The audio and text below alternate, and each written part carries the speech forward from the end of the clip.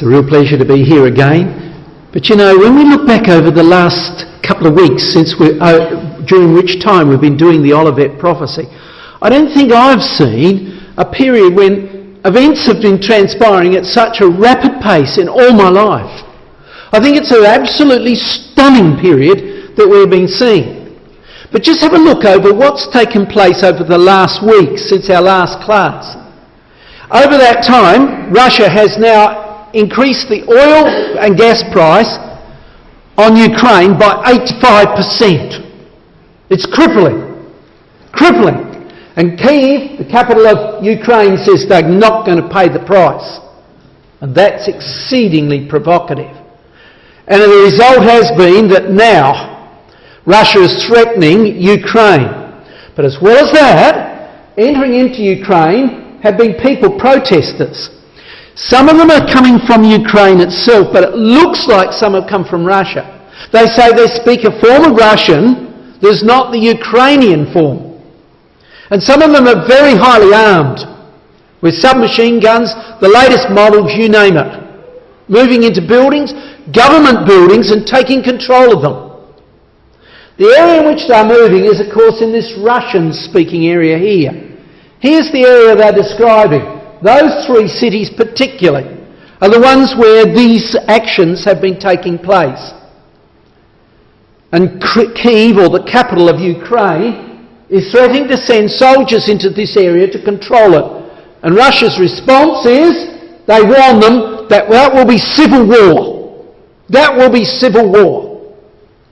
They, in other words, are implying that they will support these people who are protesting. They've said to the people in Ukraine, don't you dare go and confront them in these buildings and take them out.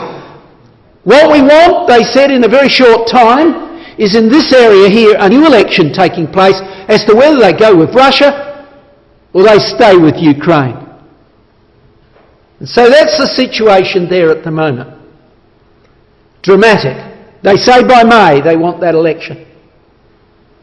But as well as that, Poland now is very concerned. Poland is very concerned because many of the pipelines go through Ukraine into Poland. What are they going to do with their energy? If it comes from Russia, it could be cut off in a moment. So they've gone down to Qatar. They will overnight sign a deal with Qatar to bring compressed natural gas by ship up into the Baltic Ocean up here, land it here and backflow it through the pipes, those pipes that carried the Russian gas, backflow it into Poland and supply Poland, and they're saying Poland can meet its own gas needs entirely by this mechanism. Yes, they're also increasing the amount of coal coming out of the ground and so on to meet the shortfall, but they claim they can do so. Remember what happened to Ukraine? Ukraine found enough oil to cut off using Russia. It was only a couple of months away before they could have done that, and Russia then acted. Poland is fundamentally doing the same. They're doing the same because they have to. But will it take place where Russia moves into Poland? Who knows?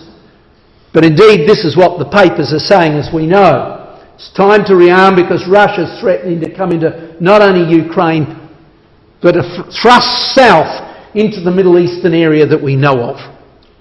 And of course, first it must control Eastern Europe so that it has that leg placed at Constantinople ultimately, as we know from Scripture.